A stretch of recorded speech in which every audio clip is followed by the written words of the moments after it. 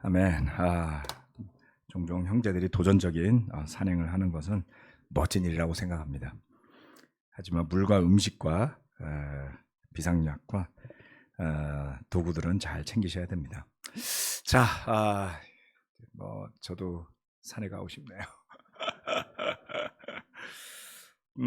이번 토요일 날 있을 공연은 좀 특별합니다. 장애인들로 구성된 오케스트라나 다름이 없는데요. 우리가 교회에서 우리 자녀들을 키우면서 아주 큰 축복 중에 하나라고 생각하는 것은 첫 번째, 아이들이 어른들과 굉장히 편하게 지내는 환경 속에 자란다. 그래서 어른들을 두려워하지 않죠. 주일학교에서 교회 어머니들, 이모 삼촌 그러면서 다양한 연령대 어른들과 친하게 지내는 것. 두 번째, 교회 늘 형 동생들이 있잖아요. 그래서 교회에서 자라는 아이들이 비교적 시야가 넓습니다.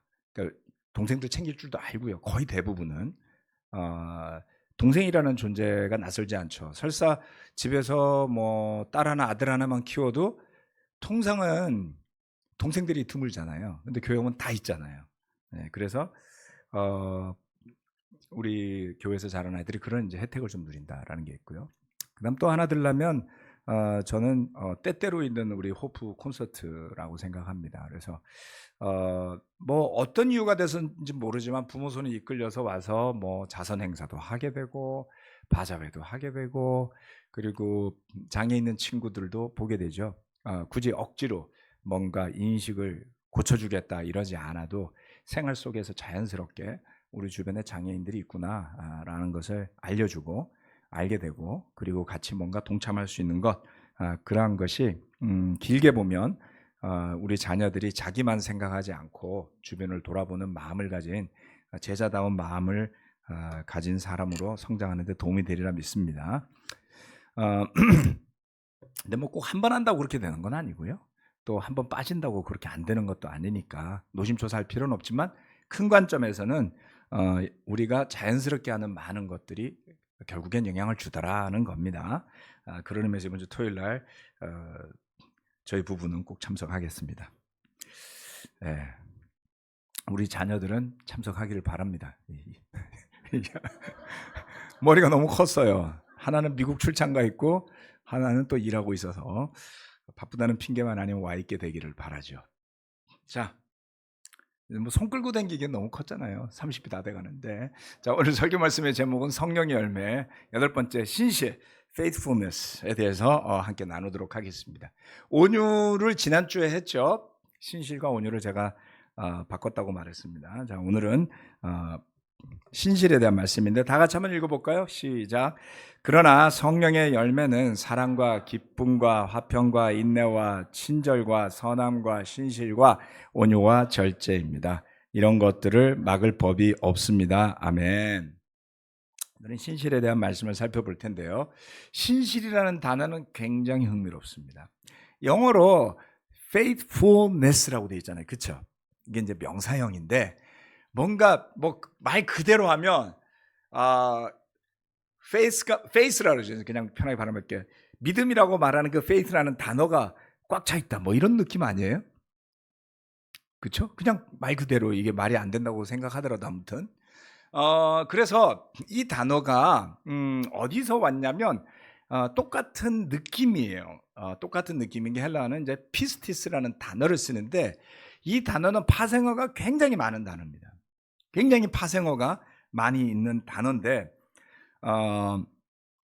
그 뜻은 신뢰, 뭐 확실, 그 다음에 뭐 믿음 이런 뜻을 갖고 있다는 거예요. 이 단어가 신실이라고 표현된 단어가. 근데 그거를 영어로 번역해 놓으면 뭐 똑같습니다만은 faith, belief, trust, confidence 이렇게 된다는 거죠. 그래서 한글을 놓고 영어를 보면 믿음이라는 단어가 눈에 띄지 않나요? 그렇죠? 그러면 신실이라는 단어와 믿음이라는 단어는 다른 단어냐? 아닙니다. 같은 단어를 씁니다. 번역이 될 때 하나는 신실로 번역이 되고 또 다른 곳에 가면 믿음으로 번역이 돼 있을 뿐이에요. 그러니까 문맥에 따라서 영어로 faith라고 쓴 게 있고 faithfulness라고 쓴 게 있다 이거죠. 그 차이는 사실 많지 않은데 믿음 그 자체를 말하는 문맥에서는 믿음이라고 번역을 했고요. 그리고 신실하고 충실하고 뭐 이런 뉘앙스를 주는 곳에서는 번역을 그렇게 했다는 겁니다. 번역하는 사람도 힘들겠죠. 아무튼 감사하게 생각합시다. 번역이 상당히 잘 돼 있으니까요. 그런데 이 단어는 어원은 또 뭐냐면 페이토라고 돼 있어요. 페이토 피스티스 전혀 상관없을 것 같잖아요. 그렇죠? 근데 이게 헬라어에서는 중간에 뭐가 바뀌면 발음이 바뀌어요. 그래서 같은 단어나 다름없다 이렇게 생각할 수 있습니다. 그래서 우리도 뭐 동사 명사 하면서 막 바뀌는 거 있잖아요. 그래서 관련이 없는 단어가 아니고 원래 어원은 페이토라는 단어다. 근데 이 단어는 또 뜻이 재미있어요. 설득하거나 설득당한다라는 의미를 갖고 있습니다. 영어로는 persuade라고 하잖아요. 그렇죠? 근데 persuade하고 faith는 완전히 느낌이 다르죠. 근데 페이토하고 피스티스는 같은 단어다. 앞자가 P로 시작하잖아요. P. 파이. 우리 수학할 때 그리는 파이 있죠? 그게 영어로 P 발음인데 같은 파이로 시작하는 단어거든요. 자, 그래서 흥미로운 믿음의 정의를 좀 알려준다라고 생각할 수 있습니다. 우리가 통상적으로 생각하는 신실함은 어떤 이미지예요? 신실하다, 한결같다, 잘 변하지 않는다. 좀 느낌 이렇게 나오지 않나요? 좀 성실할 것 같고, 그리고 왠지 좀 말수가 좀 적은 것 같고, 그런 건 아니었고, 좀 말도 안 하고 그냥 묵묵히 자기 일만 하는 사람, 딱 그러면 누구 떠올라요? 정지사 명제 딱 떠오르죠. 예. 그러면 목소리가 좀 크고 맨날 웃고 농담 잘하는 우리 박희진 집사님은 덜 신실한 건가?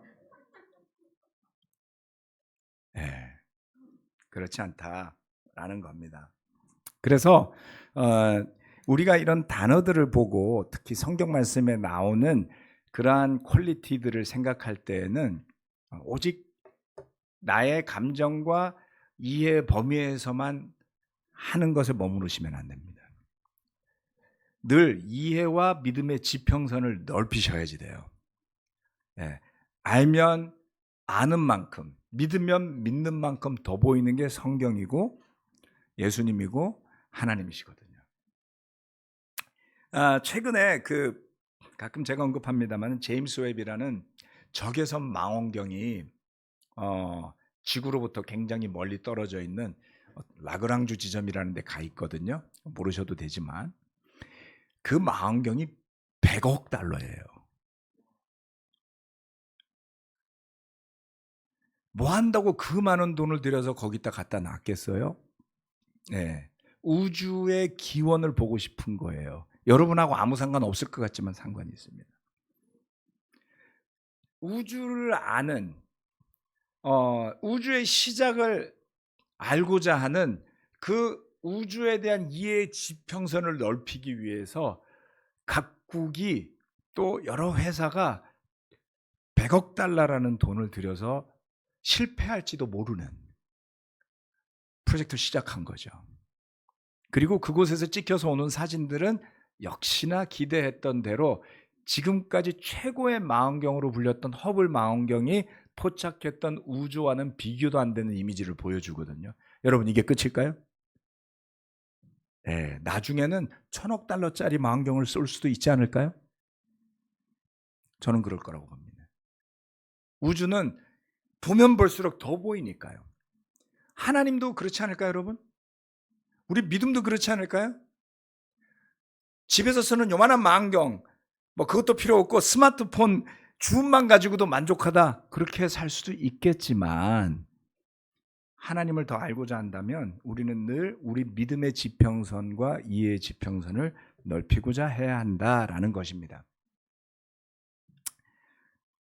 방법은 여러 가지가 있겠죠. 어느 한 방법이 있으리라고 생각하지 않습니다. 그런데 우리는 알고자 하는, 하나님을 더 알아가고자 하는 그러한 마음, 영적인 욕구, 믿음, 누구한테 자랑하고자 하는 게 아닙니다. 그것을 통해서 얻어질 믿음의 유익이 대단하기 때문에 그렇습니다. 첫 번째, 신실함의 근원을 생각해 봅시다.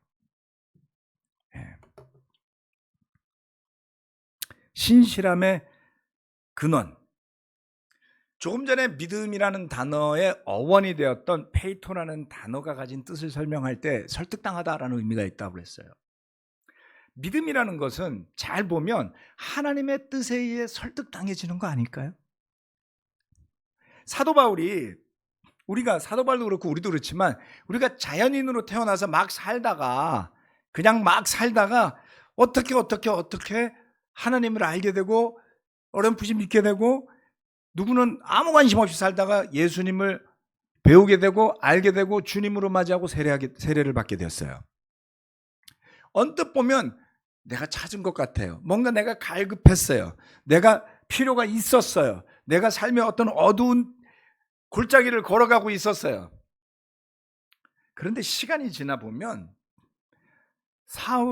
바울의 고백처럼 사도 바울의 개종의 과정을 보면 본인의 의지 아니었잖아요. 하나님의 계획하심과 인도하심이 있음을 시간이 지날수록 좀 더 느끼지 않나요? 예. 신실함의 근원 무엇일까요? 에베소서 1장 1절 말씀과 골로새서 1장 1절 말씀입니다. 하나님의 뜻으로 그리스도 예수의 사도가 된 나 바울이, 그리스도 에베소의 사는이라는 가로를 쳐놨어요. 저거는 그 뜻을 포함한다라는 의미입니다. 그리스도 예수를 믿는 성도들에게 이 편지를 씁니다. 골로새서 1장 1절 말씀. 하나님의 뜻으로 그리스도 예수의 사도가 된 나 바울과 형제인 디모데가. 바울은 여러 서신서에서 끊임없이 자신이 사도가 된 이유를 하나님의 뜻으로 되었다 그랬어요. 그냥 우리 듣기 좋으라고 하는 게 아니라 바울은 이 확신이 분명히 있었던 것 같죠. 왜냐하면 그는 예수님을 믿는 게 자신의 뜻이 아니었어요. 네. 그에게는 유대 민족의 조상의 하나님인 그 구약의 하나님밖에 없었죠. 그런데 그 하나님에 대한 열심이 그를 결국은 예수 그리스도로 이끄는 하나님의 뜻이 된 겁니다. 바울의 신실함의 근본은 자기 선택이 아니었어요. 하나님의 뜻을 깨달아 알았고 그리고 거기에 순종한 것입니다. 그래서 그는 자신의 믿음의 근본을 자기의 신실함에 두지 않습니다.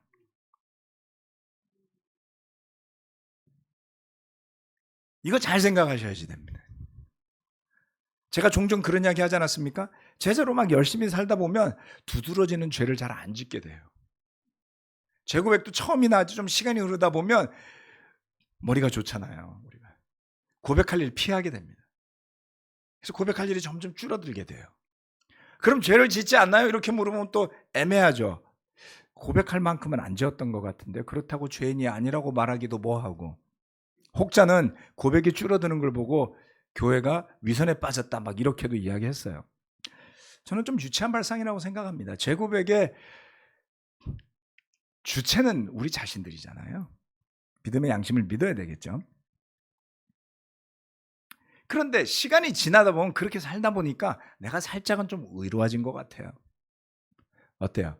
예배도 나오고 콰이타임도 뭐 누가 안 시켜도 하고 이제 그런 분들이 대부분일 텐데요. 옛날에는 만나면 너 성경 잘 읽어봤냐, 콰이타임 잘하냐, 죄 지은 거 없냐 막 이렇게 물어봐주면서 제자 훈련했던 시절도 있었죠. 물론 지금도 그게 필요한 사람들이나 연령대나 영적인 성숙도에 있는 사람이 있을 수도 있어요. 누가 물어봐주면 고맙죠. 관심이잖아요. 그게 왜곡되어지면은 관심이 아니라 감시가 되고 도움이 아니라 컨트롤이 되는 거죠. 사실 굉장히 애매합니다. 결국 얼마나 진실성과 진심이 있었냐의 차이일 뿐인 거예요, 여러분. 형태는 저는 그렇게 중요하지 않다고 생각합니다. 저는 우리 애들 맨날 물어보거든. 너 언제 들어오냐 늦어지면. 컨트롤일까요? 관심일까요? 우리 애들이 아빠 제발 좀 그만 물어봐요. 이렇게 말하면 컨트롤이에요. 그렇지 않고 오늘 조금 늦어지네요. 이러면 관심이죠. 그래서 획일적으로 이렇게 말할 수는 없는 거예요. 자, 아무튼 그래서 제가 말씀드리려고 하는 건 그건 아니고 그렇게 하다 보면 우리가 되게 신실한 사람인 줄 알아요. 그리고 이렇게 말하죠. 내가 누군데? 뭐 이런 이야기 여러분 잘 안 하시죠? 근데 우리 안에 그거 있는 거 아세요? 내가 누군데? 예. 내가 누군데? 나 신실해. 나 헌신해. 나 좋은 제자야. 막 이러고 싶은 거죠. 그게 위험하다는 겁니다. 바울은 뭐라 그랬냐면요. 한 구절이 날라갔네요. 제가 읽어드리겠습니다. 갈라디아서 1장 11절로부터 13절. 갈라디아서 1장. 갈라디아서 1장 11절로 13절에 바울은 이렇게 이야기합니다. 형제자매 여러분, 내가 여러분에게 밝혀드립니다. 내가 전한 복음은 사람에게서 비롯된 것이 아닙니다. 그 복음은 내가 사람에게서도 받은 것도 아니요, 배운 것도 아니요, 예수 그리스도의 나타나심으로 받은 것입니다. 내가 전에 유대교회에 있을 적에 한 행위가 어떠했는가를 여러분이 이미 들은 줄 압니다. 나는 하나님의 교회를 몹시 박해하였고 또 아주 없애버리려고 하였습니다. 바울은 자기 자신을 묘사할 때에 하나님한테서 받은 것도 솔직하게 이야기하지만 자신의 모습이 어떠했는지를 명확하게 이야기를 해요. 바울의 원래 모습 교회를 싫어했고요. 예수님을 싫어했고요. 없애버리려고 했어요. 그런 그에게 주님이 나타나셨고 바울은 자신의 믿음이 사람에게 바탕한 것이 되어서는 안 된다라는 것을 깨닫게 되었습니다. 조상의 전통에 바탕한 것이어서는 안 된다라는 것을 깨닫게 되었습니다. 모세나 아브라함의 바탕에서는 안 된다라는 것을 깨닫게 되었어요. 그래서 그의 입에서는 예수님 이야기가 나오게 되는 겁니다. 그 자신은 고백하지 않습니까? 자랑스럽게 여기던 모든 것들을 오물로 여긴다고요. 그가 자기의 존재, 자기의 민족, 자신의 정체성, 받았던 교육, 배경, 모든 것들을 얼마나 소중히 여기고 살았던 사람인지를 나타내는 거예요. 우리도 그와 같은 환경 속에 살아가잖아요.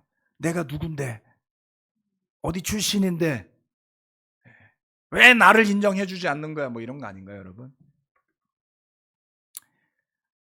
시간 지나면요, 다 똑같은 노인이 됩니다. 장군도 필요 없고요. 대령도 필요 없고요. 병역 미필도 상관없어요. 80세 노인이 되면 다 똑같아요.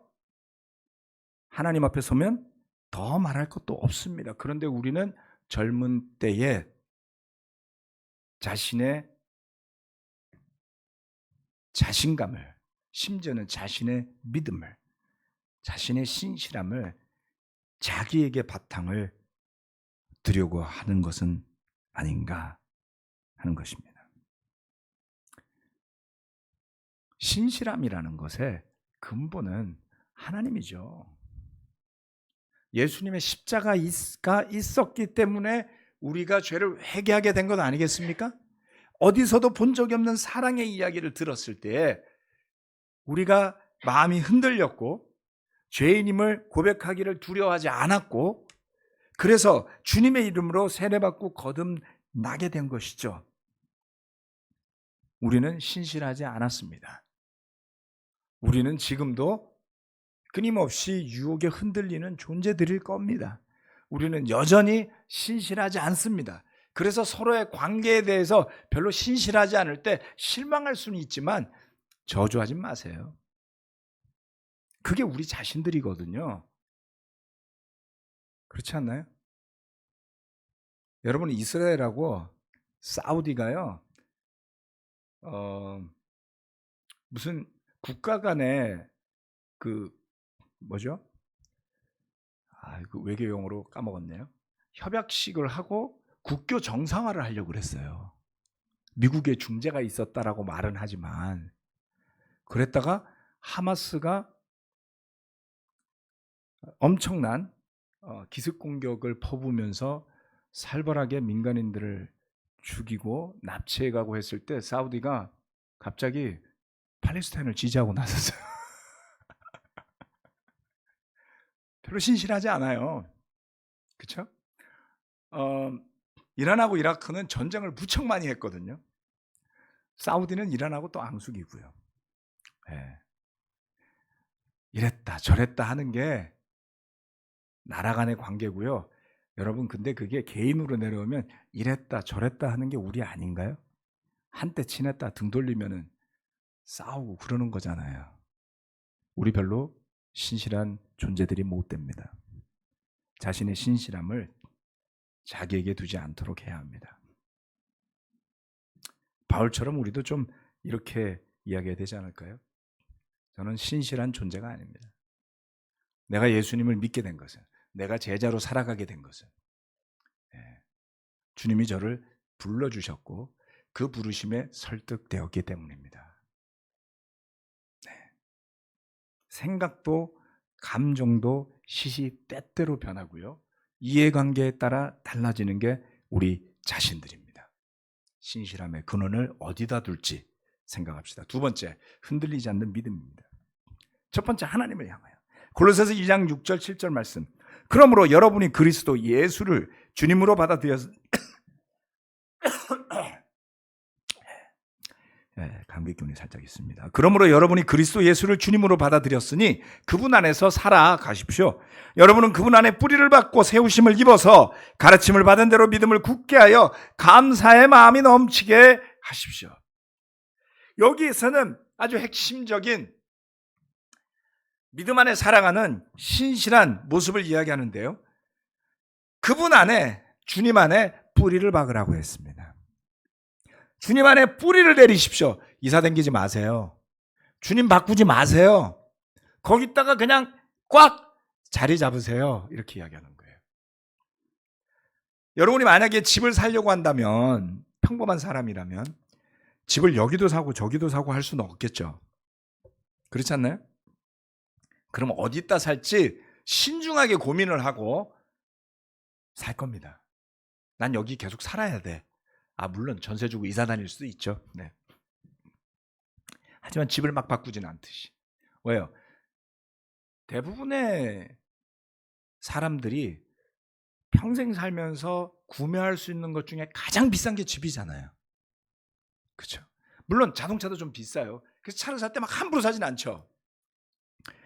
그런데 여러분, 주님을 선택할 때 우리는 함부로 선택한 것이 아닙니다. 그리고 세월이 흐를수록 많은 시련 속에서, 많은 유혹 속에서, 많은 일들 속에서 그것을 신실하게 지켜왔다면 더더욱이 시간이 갈수록 가치가 있을 겁니다. 그런데 바울은 이렇게 권면했어요. 그분 안에서 살아가되 뿌리를 박으라 그랬습니다. 주님께 뿌리 박아야 합니다. 그랬을 때 세우심을 입게 된다. 뿌리 내리고 양분을 받아서 세워져 간다. 제자도는 정체되어 있는 것이 아니라 끊임없이 역동적으로 세워져 가는 것입니다. 교회도 그렇습니다. 단지 수적인 의미에서만 바라보지 맙시다. 숫자적으로 세워져 가는 것 여전히 저는 중요하다고 믿습니다. 그러나 하나님께서 허락하실 때가 있을 거예요. 믿음을 가지고 교회가 영양이 되어지고 주님께서 준비된 그릇이라고 생각하실 때 저는 부어주시리라고 믿습니다.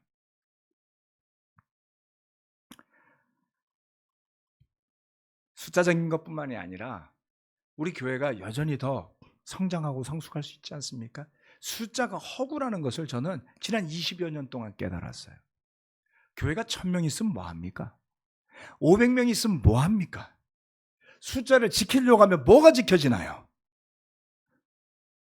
그 교회를 구성하고 있는 제자 한 명 한 명이 가지고 있는 믿음의 확신의 깊이에 따라 교회 전체의 영성이 달라지기 때문에 그렇습니다. 저는 그것을 영성의 평균율로 보는데, 교회를 가보면 묘하게도 그 교회 전체 평균의 영성이 느껴져요. 그것을 끌어올리고 세우지 않으면 가라앉습니다. 목회자 한 사람의 영성이 교회를 변화시킬 것 같죠? 영향을 많이는 줘요. 그런데 목회자가 아무리 뛰어나도요, 굳건하게 결심하고 바뀌지 않는 사람을 바꿀 수는 없어요. 킴메킨도 못 바꾼 사람들이 있었을 거래요. 옛날 이야기이긴 하지만. 그래서 한 사람 한 사람이 얼마나 자발적인 믿음 안에서 성경 말씀에 기초한 믿음으로 세우심을 입느냐는 그 교회의 미래를 결정하게 될 겁니다. 교회 성장을 탐하는 교회가 아니라 교회가 건강하게 주님의 뜻에 맞게 세워져 갈 수 있는 교회가 되는 것이 훨씬 더 중요하다. 왜요? 영적인 만족도가 달라지니까요. 영적인 역량이 다르니까요. 결국 성경의 원리는 그렇지 않습니까? 준비된 그릇만큼 부어주지, 그릇이 빵꾸가 났으면 기름을 부은들 채워질 리가 만무하며, 그릇이 작은데 아무리 탐한들 더 많은 기름을 담을 수는 없죠. 하나님이 기뻐하실 그릇이 되는 것, 그분 안에 뿌리를 받고 세우심을 입어서 가르침을 받은 대로, 이것이 중요합니다. 그 가르침은 어디에서 옵니까, 여러분? 하나님의 말씀과 성령의 깨닫게 하시면서 오는 거예요. 그러한 측면에서는 교회 리더이건 멤버이건 구분 없이 똑같은 영적인 도구들을 받아 있습니다. 더 유리한 사람도 없고요, 더 불리한 사람도 없어요. 물론 시간적으로 투자할 수 있는 여유의 차이가 있고요, 특별히 설교는 달란트와 훈련이라는 것이 필요한 분야이기 때문에 다 똑같이 쓸 수는 없겠지만, 하나님 앞에 더 다가가는 신앙의 측면에서 봤을 때 저와 여러분은 동등한 조건을 가진 셈이에요. 똑같은 성령을 받았죠. 그것을 성경 말씀에서 뭐라 그랬습니까? 하나의 성령으로 같은 세례를 받아서 하나의 주님을 모시고 있다고 하지 않았습니까? 같죠. 그래서 그 가르침을 받을 수 있다. 그리고 우리가 정말 하나님의 뜻에 충실하고자 한다면 하나님의 말씀을 더 알아갈 수 있다. 주의하고 조심한다면 함부로 섣불리 판단하고, 잘 모르는데 선무당이 사람 잡는다는 식으로 멋대로 해석해서 교회를 어지럽히거나 자신의 삶을 진리의 말씀과 무관한 쪽으로 끌고 가는 위험에서도 비교적 보호받을 수 있다. 제가 지난 한 30여 년간 목회하면서 만났던 분들 중에 정말 위험하다고 느꼈던 분들은 잘 모르는데 확신이 너무 많아요. 그런 분들을 만날 때 제가 이렇게 이야기를 한 적이 여러 번 있습니다. 확신이 많은 것은 좋은 일이지만 아직 충분한 경험을 하지 못했고, 심지어는 목회를 10년, 20년, 30년 하고 있는 나도 그 일에 대해서 판단하기가 어려운데 좀 더 결론을 유보하고 하나님의 뜻을 구해보면 어떻겠냐. 그 말을 들은 분들도 있고요, 안 들은 분들도 있었어요. 안 들은 분들 중에 기억나는 분들도 몇 분 있지만 들으신 분들도 많아요. 저도 결론을 못 짓는 일들이 얼마나 많겠습니까?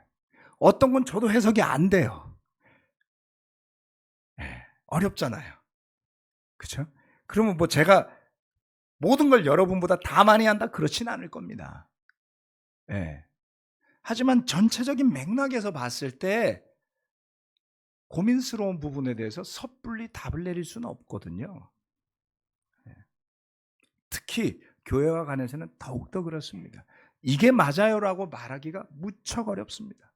그래서 잠실교회에서는 2015년도 이후부터 지금의 리더십 그룹이 형성될 때까지 함께 대화하고 함께 의논하고 뜻을 맞추고 같이 계획하고 같이 결정하는 것을 중요하게 생각했던 겁니다. 왜냐하면 연말에 파티를 어떻게 하느냐 성경적인 기준이 있는 거 아니잖아요. 그렇지 않나요? 바이블 투게더 미팅을 이렇게 진행하는 것에 대한 기준이 있는 게 아니잖아요. 교회에서 하는 많은 일들은 참여하는 구성원들의 신뢰와 믿음의 협의 그리고 사랑이 바탕이 되면 되는 것들이 많아요. 그렇기 때문에 함부로 이게 맞아요라고 말하지 않도록 우리는 주의하자는 겁니다. 가르침을 받은 대로 믿음을 굳게 해서 좋은 일이 뭐가 있습니까? 감사의 마음이 넘치게 된다는 겁니다.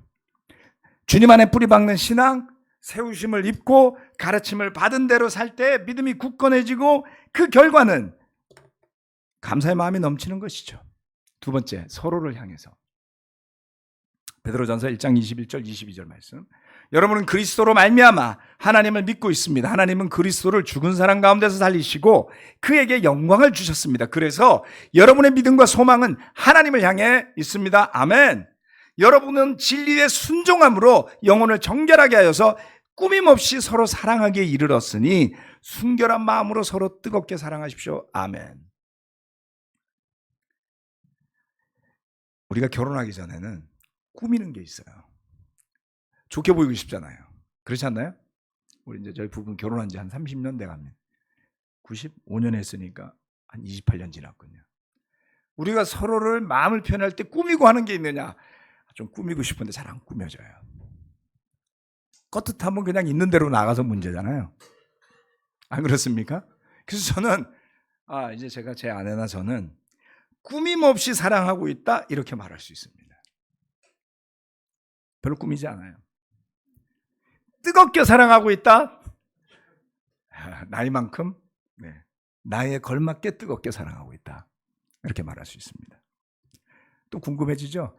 그러면은 우리 애자자매도 그렇게 생각하고 있나요? 이렇게. 여러분, 개인의 선택이라고 말씀드렸잖아요. 존중하시라고요. 걱정 안 합니다. 자, 무슨 이야기냐면 진실된 사랑을 서로 한다라는 것은 서로 꾸밈없이 한다라는 것은 의식적이지 않다는 의미잖아요. 우리 형제자매 간에 서로가 교제함에 있어서 지나치게 바운더리가 없어도 문제지만 너무 바운더리가 많아서 의식적이 되면 문제다 라는 겁니다. 자신을 솔직하게 드러내고 그리고 뭐가 문제가 생기면 귀 기울여서 바꾸면 돼요. 우리는 실수하잖아요. 어느 누가 완벽해서 관계에서 1도 갈등이 없이 살아갈 수 있을까요? 갈등은 필수적입니다. 가정을 꾸려보신 분들은 알겠지만 애가 둘만 태어나면 그렇게 싸워요.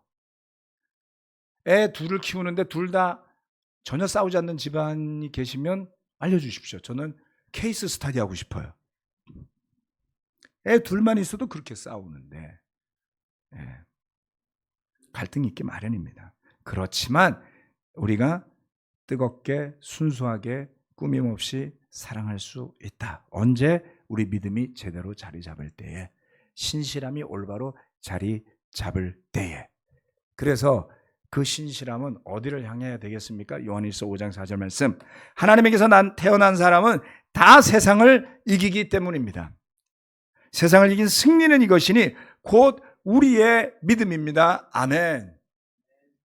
성령의 열매로 맺어지는 신실함이 향하는 궁극적인 지점은 믿음의 승리입니다. 이 말은 무서운 말이에요. 하나님에게서 태어난 사람이라고 정의하고 있잖아요. 언제 할까요? 주님 앞에 섰을 때죠. 우리의 싸움은 끝난 싸움이 아니잖아요. 사탄과 정전협정을 맺었을까요? 아니면 휴전협정을 맺었을까요? 대치 중입니다.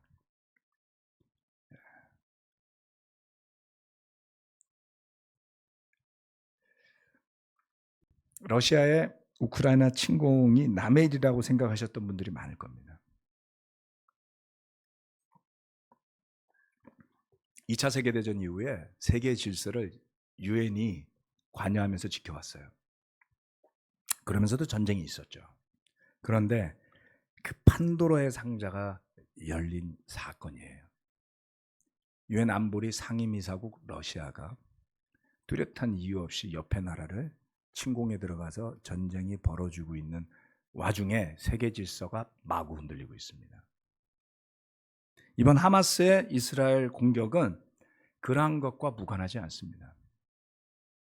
만약 이번 일로 궁극적으로 러시아가 침공했던 땅들에 대한 소유권을 국제사회가 용인을 해주거나 인정을 하게 된다면 이런 일들은 앞으로 계속 벌어질 거예요.